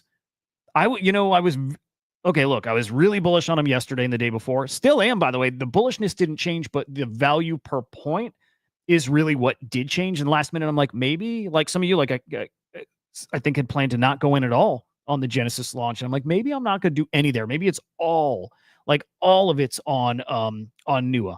And that might have been the better play. Again, I think it might have been. We'll analyze it tomorrow. They may be a wash in the end too. So we'll see. But no matter, it's still an easy 3x and pretty automatic. And I actually think it's going to start Yeah, I think it'll look great from here too. If it's sitting at 5-6 mil FDV, I still think we're looking at 10 plus. We'll see. Again, does the market want us to have one of those right now? We'll see. But I think so. What's up, Mike Bennett? GM, by the way, I'm back. Hey, welcome back. All right, let me just peek at some comments real quick. Snipers bought up Finney Supply. Oh, no shit. Snipers bought it up at TGE, which you can't stop without sniper protect. You can't even stop it, right? But what happened to our sniper protection, man? We get it when we don't ask for it. We don't get it on launches we probably wanted on. This one probably could have used sniper. Well, okay, hang on. I got an airdrop of this token, so there was sniper protection here, I think. Again, we'll dive more into this tomorrow, but I'm pretty sure on the Finney page, a couple hundred tokens, airdrop. Yeah. So there was sniper protection here too, and it wasn't enough. Interesting stuff. All right, Jay Squiggle. Welcome back, man. Dude, let's hit modest. This is interesting because you mentioned oh man, you mentioned the I think you mentioned Lost Robbies before, just a mention of it. And it, I don't know, man. I see some of Modest work compared to Lost Robbies. It's like a bold comparison, but I'm trying to remember the collector who said it's when I collect Modest, it was the same feeling I had when I collected a Lost Robbie. I'm like, that's pretty high praise, dude. Like, yeah, that's I won't be as brazen to make such a claim, but I'm obsessed with Modest and their ability to navigate the space. For anybody who's not familiar, like Modest is a non-artist who I think pretty openly it's an alt account for another artist. So it's kind of interesting how they've been able to successfully keep themselves fairly private even through all the different, I'll call it, tracking mechanisms on the blockchain. So it's obviously somebody who's a little bit more sophisticated than the average Joe, so to speak. But it's somebody who's very intuitive to the culture, because not only have they what I find very interesting is two things. One is they take a pretty substantial portion of their earnings and roll it back into the art community. So I think there's just intuitively something that is admirable, or at least from an artist perspective admirable, where they give back to the community. And a lot of times it's yes, they bought a grifter, which is expensive, but they also are buying up a lot of emerging artists and they have such a platform that bringing light to that is really interesting. And I forgot who it was. I think it was Eli recently said track artists and what artists buy because they have some of the best eyes in the business. And he referenced Jake Fried's feed, which I found very interesting. But more than that, Modest to me has navigated has created a community around him that is honestly second to none. I have not seen a artist engage with a greater community to such a greater degree. And I think it's not just about the community. To me, it's about having great art. And what's really cool is some of the one-on-ones are really expensive, right? So I'm not going to sit here and tell you it's affordable, but Modest has a lot of art, a lot of editions, and some of them even hidden that you can snipe for a fairly reasonable entry point. And so what I've become obsessed with is this zeitgeist of community management and engagement, but also having a lot of pieces accessible at every different price level. Yeah, I thought that was brilliant. I don't know if I lost you there at the very end. No, maybe you muted. But no, that's something that. Okay, cool. It got my attention because when I saw the people talking about him, the again level of collector that was talking about him, Raoul Powell, I think even too, either collects Modest or talks about him. But when I saw that, and then I go look at his collections, and to your point, there is something for everybody, and that's kind of rare. It's kind of rare to see that.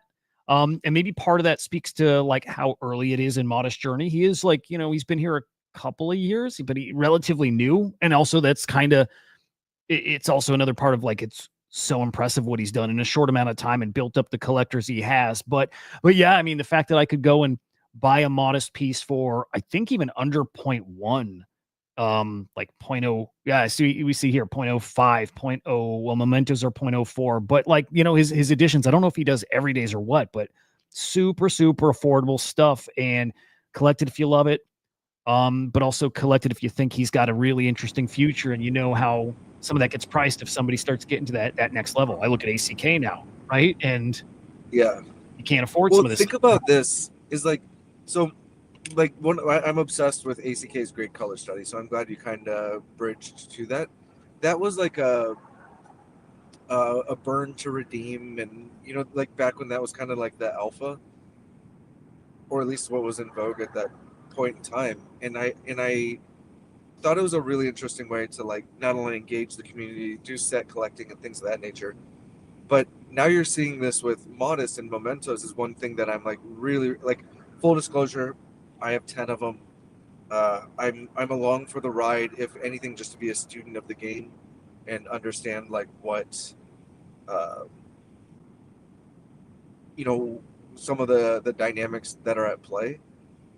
But I love it with Mementos in particular, is you could always burn it back if the movement isn't striking for you. You could always burn it back to reclaim 70% of the original uh, mint cost.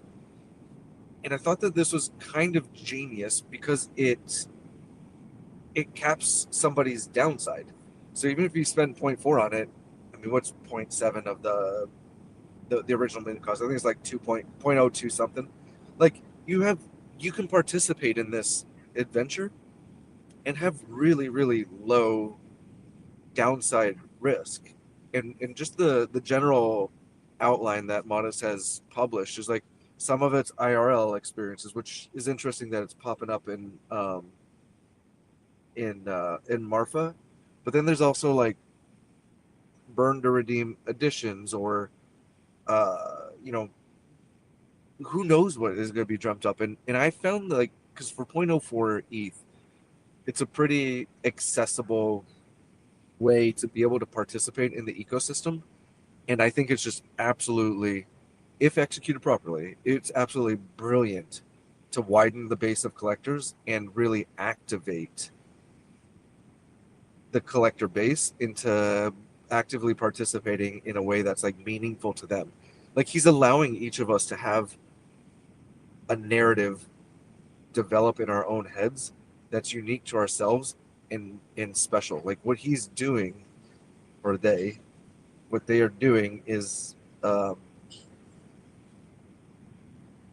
it's pretty incredible. And I think that just from a social engagement perspective, you know, if you're a builder or an artist or somebody who's like vaguely intrigued by anything in this space, like Modest, like him or hate the art, uh, you have to at least pay homage to how well he's navigated the space, and there's a lot of lessons to be learned in the process. Dude, why does he get hate though? Because okay, like I was talking about with AI as tools like to create art, and when people feel threatened, they react a certain way. Well, I get the same kind of thing with Modest, you know, in his art and the Mementos collection too. I actually like, you know, after the sale happened, I saw people fudding it and fudding his collectors and fudding like the whole mechanics around it too.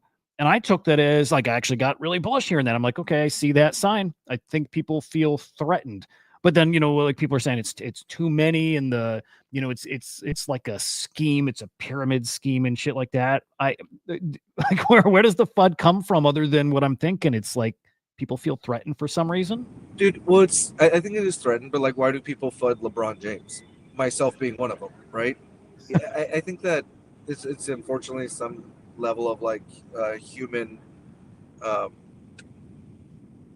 just human psyche. But more than that,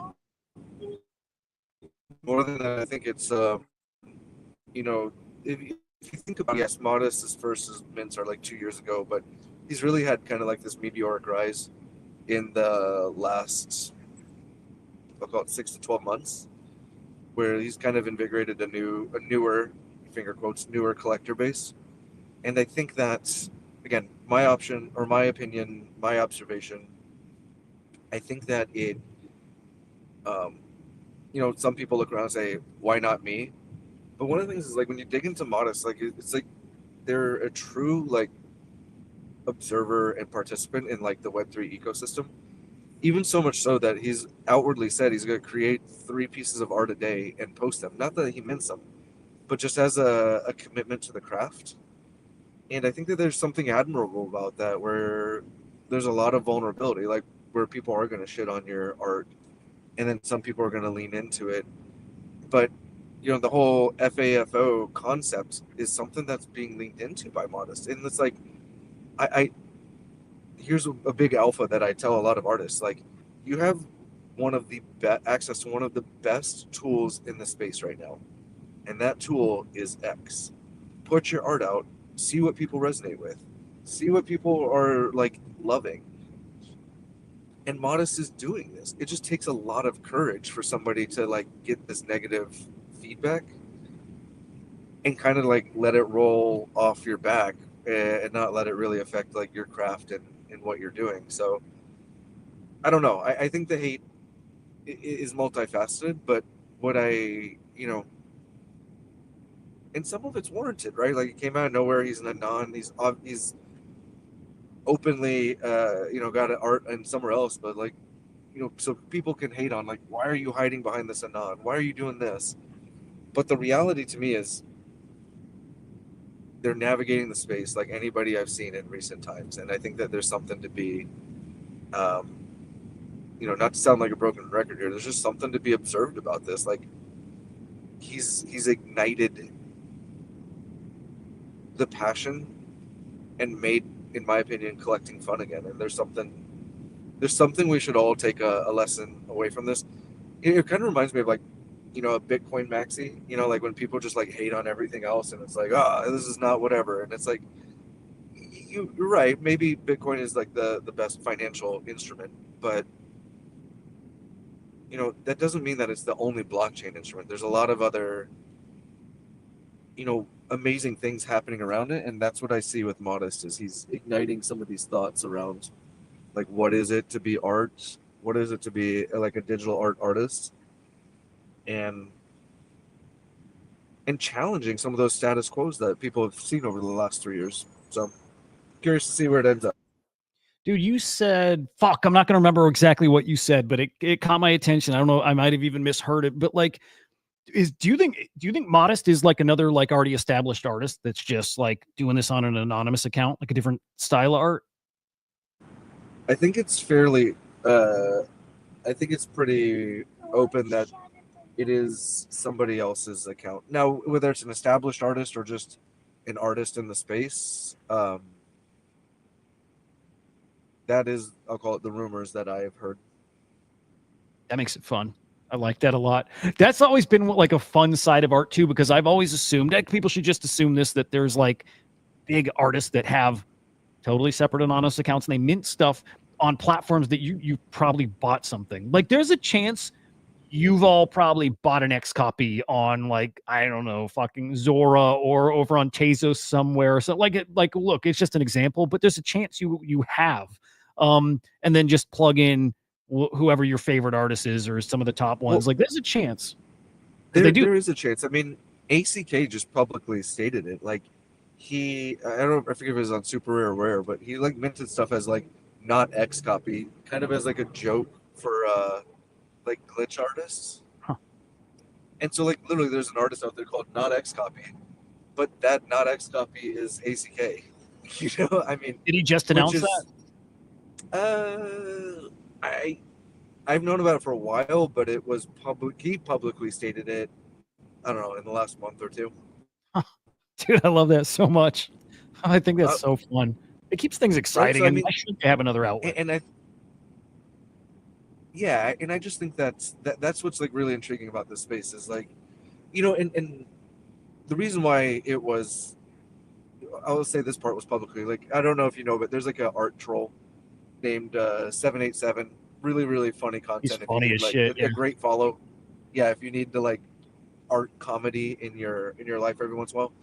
But like, they did a deep, in 787 is really intelligent actually, and you have to be in order to be that witty, in my opinion. But he legitimately like did a deep dive into like modest contracts, and some of the first pieces he minted was on a particular contract, but it was launched by Emlo, who's another established artist. And it was funny because he's like, 787 was like, hey, how funny would it be and how disappointed would all of you all be if this was Emlo?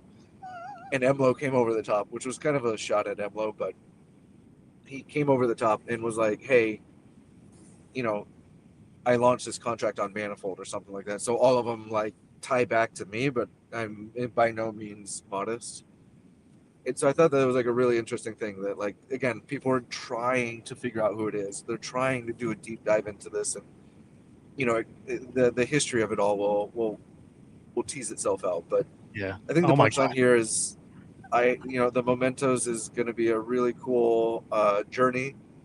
You know, not financial advice. I can't tell you if it's going to make you rich or going to be a complete waste of ETH, but either way, I know that there's people who are stacking them. I know that there's people who max minted their 42 and buying stuff on secondary.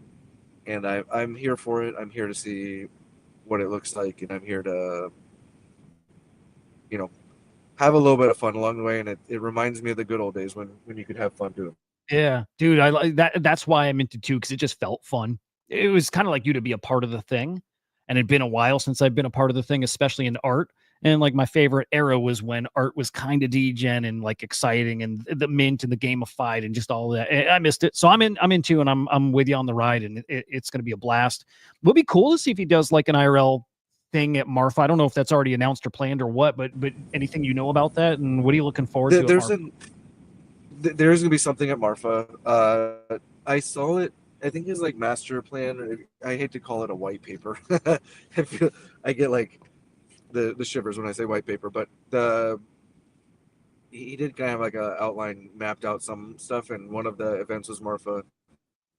I DM'd him because I'm going to be doing a bunch of stuff at Marfa, and just said, hey, if I can help in any way with the execution or support, you know, me and my team are available to help you. He basically, I don't know what it is though. It's Marfa, right? MARFA. Correct. Got it. All right, I'm just trying to pull it up. That's in October, I believe.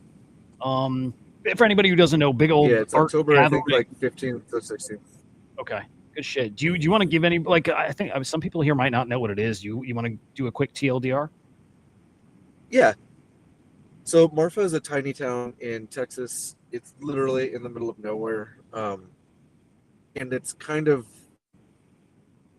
it sucks that it's like you have to spend a whole day getting there, but it's also, you know, it's not a bug. I think it's actually the brilliance. It's So like the only Burning people Man. that get there are, you know, yeah, exactly. It's like the art collector's Burning Man, except for like, anyway, I won't go there, but it's just a bunch of like dudes talking about art. But it's a there's a level of self-selection there, and what it is it originally started as a way to celebrate art blocks. So it is art blocks weekend, but it, in my opinion, has turned into a little bit of a greater discussion around art. And you know, I'm not going to name drop, but like there's some of the most elite collectors in the world make the voyage to get there. For literally everywhere on Earth, for like last year I met Tokyo in Australia, EU, you know, anything you can possibly think of. So you literally have to fly into Paso and then drive 3 hours to Marfa. So, but it's a tiny town. You know, it can only like facilitate 500 to 800 people. It's literally about 3 square blocks. So you're running into and rubbing elbows with everybody, whether you like it or not. And so it's just a really fun thing. And a lot of artists go in order to honor Snowfro and art blocks. That's why I originally went, and now it's just kind of become like this homage to art and the collectorship. And I was DMing with Coldy last night. He's going. I met Otherworld. You know, these are just like the fun stories of like shit that happens. I was sitting in, there's a little coffee shop called the Sentinel, and I was sitting next to Otherworld. Didn't even know it was Otherworld. Looked over at his laptop and was like, "Yo, you like Otherworld?" And he's like, "I am Otherworld." He was working on his art, and that big piece of art that he just released. Yeah, funny, right? The big piece of art that he just released on AOTM. That he'd been working on for 3 years. I was literally a year ago discussing them, working on it with them. If any of my ideas made it final piece, we were just like having a fun chat. Like, here's something for the culture. Here's something that you could, you know, and as a example, he has a project out. We're writing, never go because I'm gonna try to save this. I was trying to Jay Squiggle. It's cutting up like really bad, really fucking bad. I actually don't think I can understand it, but like we'll let it buffer. I don't know. Try now. Let's see if we can get you now. It's so bad. I got stopped by a school bus in a zero reception area. Can you hear Damn. me? Okay, way better right now. Oh, maybe not. Okay, cool. Dude, I've never gone to Marfa. I really want to. I've got friends going out there, especially like Biggie Poppins. Marfa's his thing. And I bet Jay Squiggle, Jay Squiggle, Biggie Poppins got to meet up, right? Like I met Jay Squiggle through Biggie and Nifty and Gifted. Any of you guys ever been planning to go? Yeah, it's one of those things I definitely want to go to. I would feel kind of not out of place because I know the art space enough. I know it decently. But I don't know. I was gonna say it's not like the DGen side is more my scene. I don't think I have a scene here.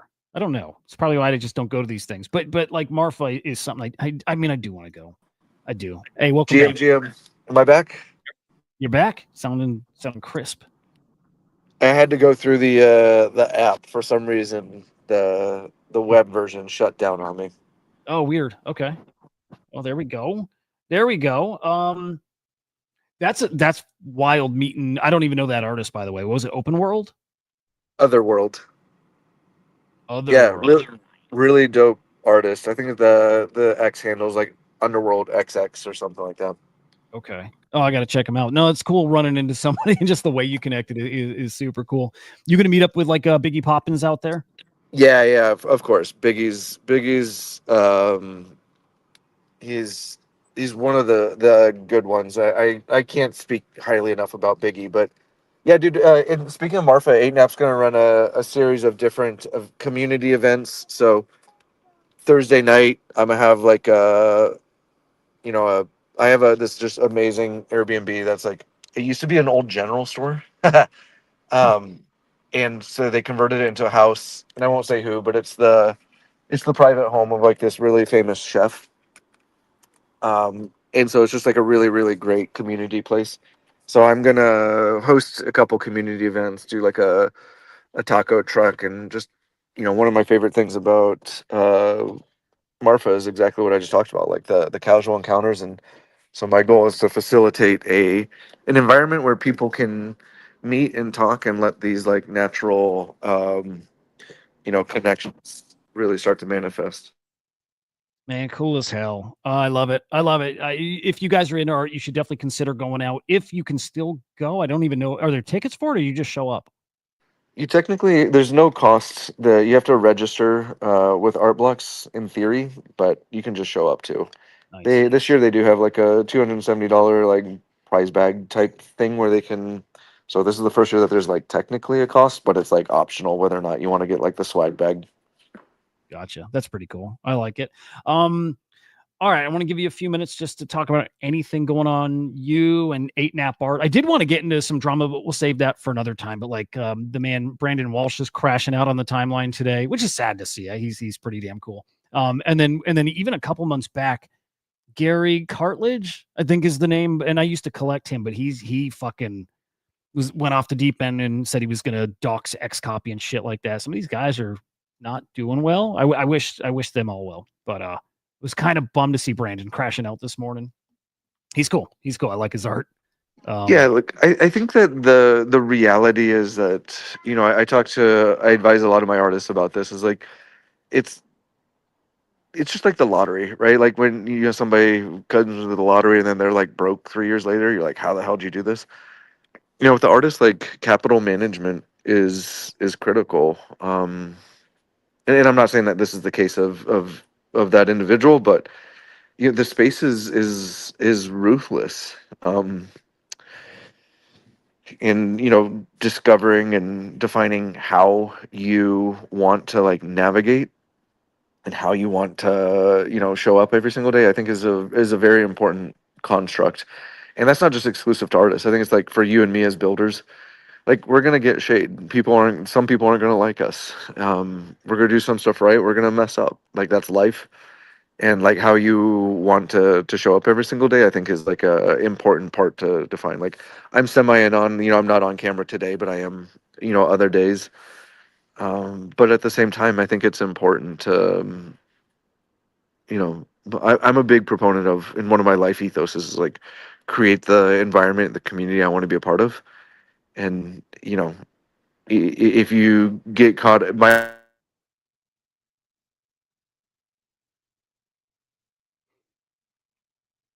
I think we might have lost again. We'll see.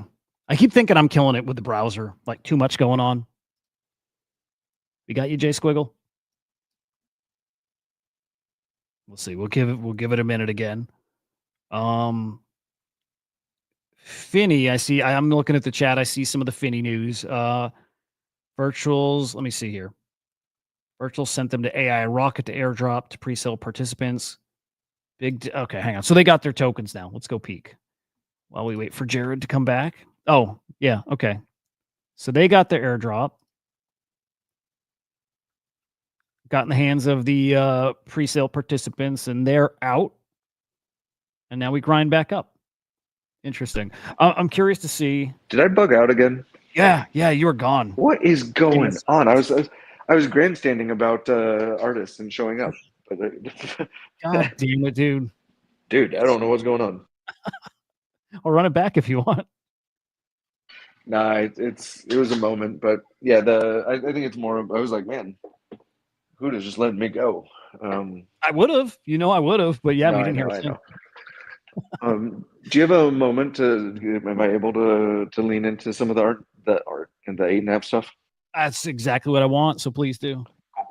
In the next day or so, we're going to launch a new website, which I'm super excited about. I know that for some of you, it's like whatever, it's just a website. To me, it's the advancement of being a professional and like really starting to get like that museum quality appearance. So be on the lookout for that. A little bit aesthetic, a little bit fickle, but it's still something special.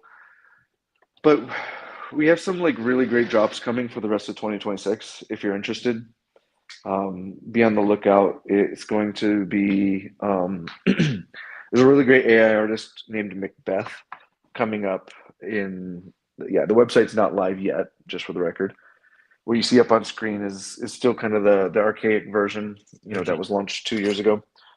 But Macbeth is coming up. September 30th will be a really great artist named Ren AI. Ren is awesome. He's a third generation like Renaissance painter out of Italy, and he's taking it into AI, which is and he's partnered in this particular instance with an amazing story writer, and they put together this amazing collection that I'm super stoked, and it's gonna have Is a this really Ren? Is that Ren right there? Ren AI, yeah. Cool. So you can kind of see right there 8NAP, right? Like that's one of the pieces that will be in the collection, but it's got a whole story behind it. I just love the passion. And then rounding out the year will be Sigma X, who does some really great work. And we're putting together it's kind of like it's a variant of like a long form collection, his first, so to speak. Um, that rounds out the year, but in Marfa, I'm going to make a big announcement. The first 2 quarters of 2026 are going to be very exciting for 8NAP. I'll leak a little. Here's a little bit of alpha. I've partnered with a very large institution, and we're going to have a series of drops. And I'm like, I couldn't be more ecstatic to be able to share that with people. And it's, to me, it's an onboarding event. It's a honoring art event. It is everything that you could possibly want to be a good steward of the space, in my opinion. And I'm super proud of what it is. It's been in the works for the last year, so to speak. wow. So excited for this. Dude, good for you. You have definitely felt your trajectory and where it's going. So I'm not surprised even a little bit about a big announcement. And I can't wait to hear what it is, but I can hear how excited you are. It sounds like a big deal. So real cool. It's funny because I was meeting with like a big collector the other day, and he asked like, "How are you doing?" And I was like, I couldn't be more excited. Like I feel more alive and more vibrant because it's like years and years of hard work are like finally come to fruition. And it's like we have like plans for 26, 27. I'm going to meet with somebody in Marfa for plans for 28. So it's just like really, really exciting, and like a true level up moment. So I'm super bullish. Anybody who knows me like knows that, like, I'm here for what I feel are the right reasons, and really to like elevate the space and look at it long term. So you won't be able to get rid of me, man. I'm gonna be here for a little bit. That's a good thing. That's a really more than a hot minute. Dude, what a cool thing to have years mapped out and planned, and to know that you're going to be able to do that. Cool shit. What I didn't hear again, or what? When's that announcement? Did you say December, or that announcement? It will be in Marfa. So I'm actually making it Marfa. Like I got some really cool plans for Marfa. Oh, cannot wait. Cannot wait. So come on, like after you announce, so you can dive into some details with me. I'm sure you're going to be all over Spaces. You still do your Friday Spaces? Yeah. Oh yeah. I forgot that. I do a weekly art focused market recap on every Friday at 4 Eastern, called Art Pulse Weekly. If you have any interest in just listening, I do have rotating co-hosts. And the intent there is, as much as I think my voice is important, I also believe in diversity of opinion. So every single week we have a rotating co-host in order to bring different perspectives, and it ranges from Roger Dickerman, who you might be familiar with from the 24 Hours of Art, to Alejandro Cartagena, who's the lead curator at Fellowship, to Stephen Miller, who's arguably one of the best art content creators in the space, and does his own spaces and recap of everything, and does curation. So and then I even have AKA Stevie, Amanda from Proof and Hudah. So the intent here is to not only just like recap the market, but get diversity in opinion. So this hive mind effect of lots of perspectives is could be we can lean into it, and we can all learn and grow at a faster pace to accelerate the space as a whole even further. Yeah, beautiful thing. We're gonna get cut off in like 45 seconds, so I'm gonna do go follow all these accounts. Dude, thanks. I missed you. I'm glad you made it on today, and we'll keep doing this more. Follow Jared, guys. Jared_Poz POZ. It's 8nap.art is the website. Will look very different after in the future, short term, whatever. We'll see. The next time we meet, it will be different for sure. There we go. Cool shit. 8nap_art is the Project X account. And was there something else? Guys, well, I'll be live tomorrow, guys, with Katz. He'll be on the show, probably going 2 hours. We'll dive into prediction markets. We'll get into the drops today on virtuals because they were spicy. Go follow or subscribe to CryptoSlam on YouTube. Catch up on all these past episodes. And we got shorts and clips that are going up there too. And then follow us on X. It's the Swarm_AI. Hey, we made it. Have a great day, guys. Appreciate you, brother. Appreciate you too, man. Good chatting. Goodbye.